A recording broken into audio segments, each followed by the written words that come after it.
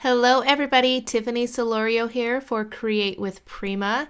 Really quickly, before I get into all of the steps for the project, I wanted to say a huge thank you to everybody who has supported Create with Prima.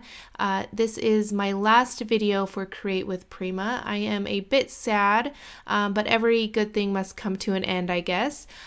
You can definitely still see my personal videos over on my YouTube channel. I will continue to create those. Between doing the live shows when it was live with Prima and then on the design team and then now the Create with Prima videos, it has been an amazing couple years. I think it actually might be 2.5 years, I think. Anyways, I did just want to come on really quickly and say thank you to everybody who has supported Create with Prima and watched the videos and over on the Facebook group and all of that fun stuff. It's been amazing. I will definitely still be around. So with that out of the way, I am creating a altered embroidery hoop with an altered heart. So I asked on Facebook or Instagram, I can't remember exactly which one now, but I had asked what you guys wanted to see, and somebody had mentioned a altered embroidery hoop, and then someone said with a altered heart. So I sat there and this is what I came up with, and I used some of the Wild and Free collection for the paper. It doesn't even really matter which paper you use in the back. I believe the embroidery hoop is probably 7 inches, and I just traced out the paper, and then now I'm adding some white gesso, and then this paper mache heart is actually a top to a paper mache box you can find at any craft store. And I'm just going to paint it with some gesso, and then I will add some crackle paste. All right, so I wanted to prep all of my metal pieces, and so I have this metal embellishment here. I love these. They just, when you add the gesso and then you add the spray to them, the detail is just amazing. So this is a Prima or a Finnabair mechanical heart locket or watch, I think it's called. And I'm just painting it with some white gesso. And you could see here that I'm kind of loosely layering things together just to kind of see how they're going to go together and if I'm going to like it. I did place some chipboard in the back. It's just some chipboard that I had in my stash. And I do this technique a lot where I take some gesso and I heat the gesso as I'm painting. That way it makes the gesso a little bit tacky, and then it adheres to whatever surface you're wanting. In this case, I really needed it to adhere really nicely to the metal. And now I'm just going to add the paper mache, and I did choose a larger one. I did paint the smaller one, but then I ended up choosing the larger one to add to the actual project. And then I'm going to add that metal piece, and then I'm going to add the heart on top of that. And I'm trying to make it so that it's very sturdy, because I didn't really want to add anything underneath because you would be able to see it.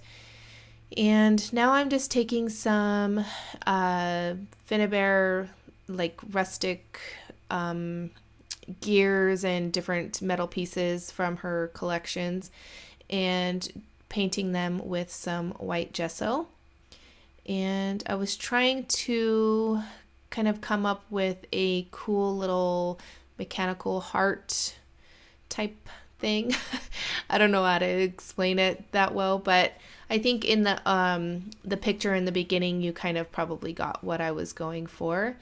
And I think it looks really cool just to add all of those gears and all of those metal pieces here and there.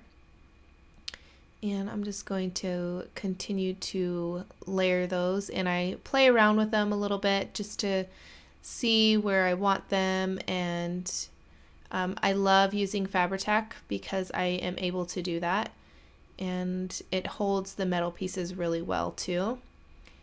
So I'm just adding those there and changing my mind a little bit. And then I'm going to add a little bit more metal pieces. These are junkyard findings, I believe, and then some other little metal pieces, probably from Finnabair. And that's a little heart, rustic heart, and then some other little random metal pieces. I will have all of the supplies listed down below, so I can't remember the exact names for everything, so it's a little bit hard to do that, but I always have all of the supplies listed down below. So again, I'm just taking the heat tool and using the gesso to cover everything up. And as you saw, I had used pink to begin with, and I didn't like it, so now I'm covering it up with some soft teal color bloom spray, and I just do an overall teal, and it's not all the way covered up from the pink. You could still see the pink showing through, but I knew I was going to add a little bit darker colors, so I wasn't too worried at this point. This one is the Dragonfly blue, which is one of my favorites. It's super gorgeous. And I love how it just gets in all of those cracks, and I did add some Crackle paste here and there as well, so I don't think I mentioned that before. But I add it to the sides of the embroidery hoop and then on the inside of that heart. Just, I really wanted a lot of depth to this project, so I'm adding a lot, and then I will go in and highlight some of those areas. And now I am using Precious Stone Color Bloom Spray to add even more depth. If you have watched me for a while, you know that I do this often. I'll just add layers of colors to add more depth and dimension and interest to my projects. So I like to take the nozzle and add a little bit here and there. That way I have a little bit more control of where I am putting that color, and it works really well. And I can, again, control more where I am putting that color instead of spraying it and then it getting somewhere where I didn't really want it. All right, so that is all dry, and then now I'm going in with some gesso and doing that same technique. I am heating the gesso as I am dry brushing it on, and I'm lightly brushing on the gesso to highlight all of those textures and all of those details and all of the embellishments and on the project. And while I am adding the gesso, I'm heating it up again so that it makes it a little bit tacky, and it's a little bit easier, and it applies a little bit thicker, so you don't have to apply so many layers. And I'm just going to be doing this all over the project.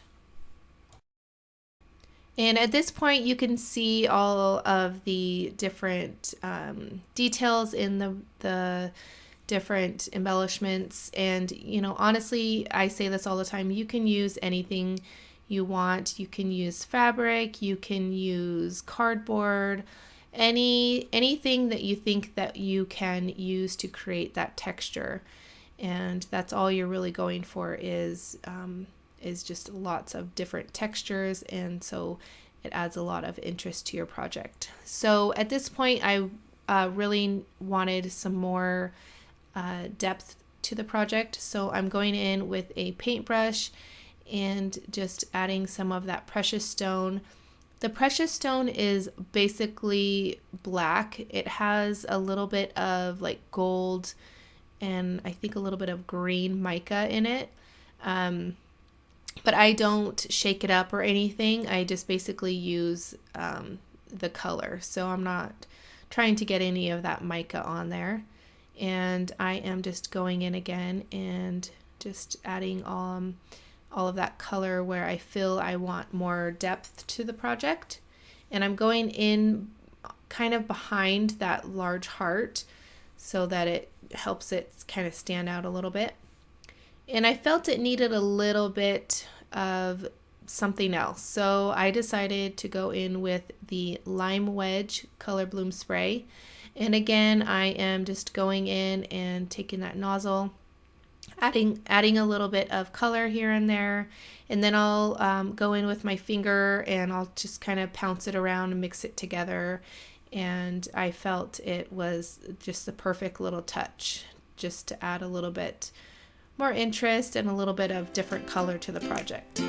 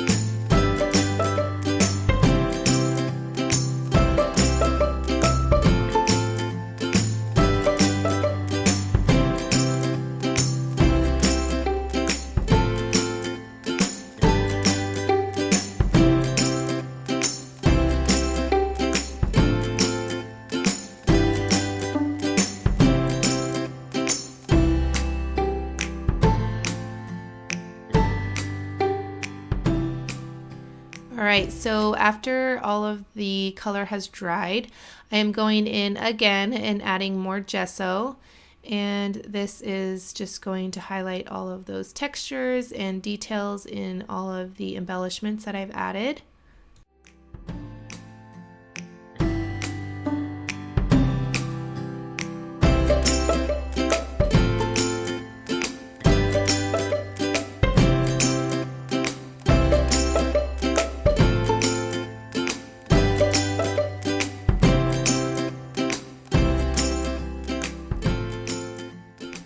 Alright, so now I'm going in with some Bronze Age Art Alchemy wax, and this is just going to give the project even more interest. And for this color, I'm just kind of going in underneath that large heart, and that was the Bronze Age. I can't remember if I said that. Now I'm going in with a little bit of the Vintage Silk Art Alchemy wax. This one is my favorite. I use it all the time. It's gorgeous and it just highlights perfectly, and it makes that stark white gesso just a little bit creamy, and so it's not, super white. You definitely can skip this if you don't have the Art Alchemy wax, or you want that white color instead of a little bit more creamy color.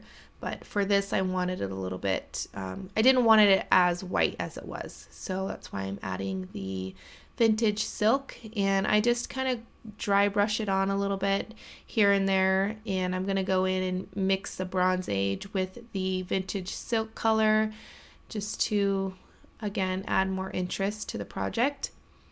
And I think that's basically going to complete this project. This is, again, my last project for Create with Prima, and I hope you guys enjoyed it. You can definitely connect with myself and everybody else over on the Create with Prima Facebook group. It is a wonderful community. People share so many gorgeous projects. And if you ever make a project inspired by one of mine or any other project here on the Prima YouTube channel, be sure to tag us. And I know I love to see everybody's projects So be sure to tag me on Instagram or on Facebook. Again, I want to thank you guys so much for watching, and I will catch you guys later. Bye.